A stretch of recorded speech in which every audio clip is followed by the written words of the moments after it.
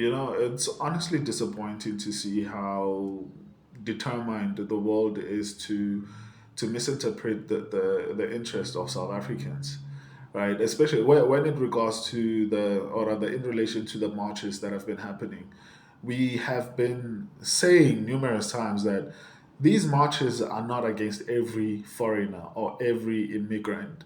We have said comply with immigration laws. The problem that South Africans have is that there are so many illegal immigrants that they are now basically taking over what was supposed to be for struggling South Africans to use to build themselves up to get into the middle class or even the upper class, right? But those opportunities are now being taken by illegal foreigners. Like if you look at, for example, they were saying now foreigners are not taking anyone's jobs, but and they are not going to even document this because it works against their propaganda.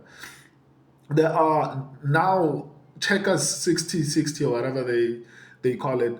They have now decided to hire more South Africans because a larger proportion of the people who were doing those jobs were foreigners, or at the very least, based on what I've seen. I haven't researched enough into this. I just saw that they are in need of scooter drivers. When you look at spaza shops, that's the economy that's supposed to be taken over by locals in order to build themselves up to the next level. Let's say, for example, I'm poor. I didn't go to school. I didn't go to any institution to acquire any skill. What I can do is I can start a spaza shop at home, even if I went to school, actually, right? I can start a spaza shop at home and then sell a couple of things. And then my kids, I can afford to take my kids to better schools. I can afford to take my kids to get a license. I can afford to get my kids, even if it's not the best car, I can afford to buy them maybe a Taz once they get started so that they have a bit of an advantage. And those kids will then have an opportunity to then do better with their kids. So essentially, they are now taking the opportunities that were supposed to then move the black South Africans from poverty to maybe slightly better circumstances, and their kids could then move from slightly better circumstances into the middle class or upper class, right? Income. Right. So the biggest problem is that they keep on insisting, yeah, it's Afrophobic, we are targeting black people. It's not. The problem is, are there white people competing for the black economy, for the poor economy? No. So even if there are illegal white people, illegal other races, we won't see them competing with poor people, right? Even if they are illegal in South Africa, fine. But they are not competing for the local economy. They are not selling drugs to the local people. Like, I fail to understand why people are so adamant and like they're honestly committed to misunderstanding us.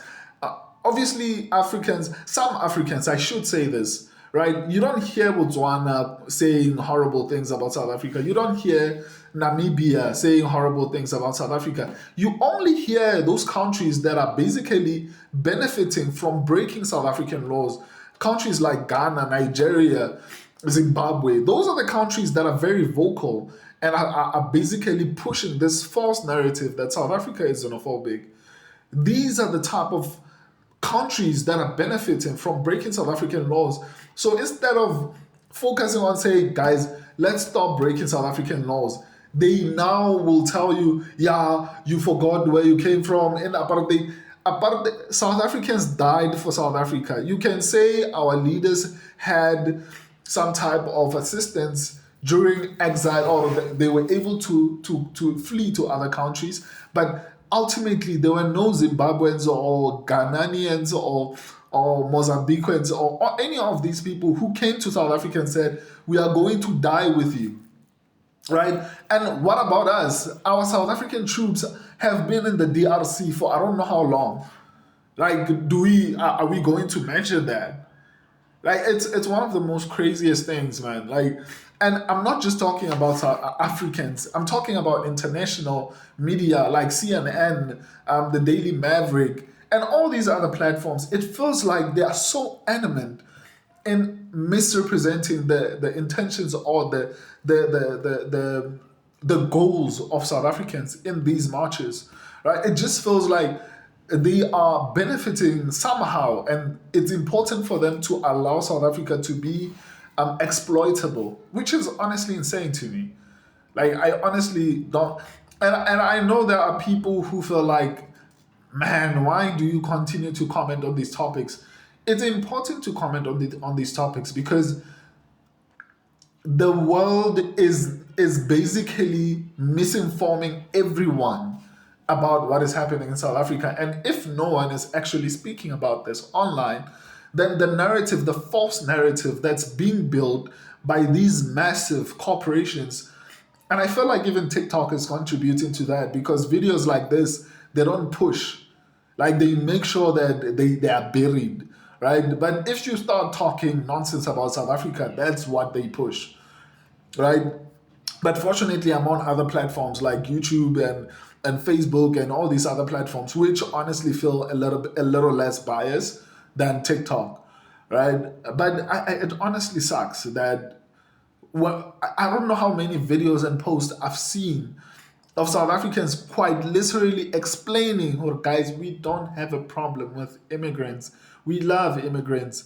Immigration and tourism forms part of the South African GDP. We make money from tourists. The problem is we have the wrong kind of tourists who came into the South African economy illegally and are refusing to leave and are basically pillaging. They act like they are contributing to the economy, but they are basically pillaging our economy.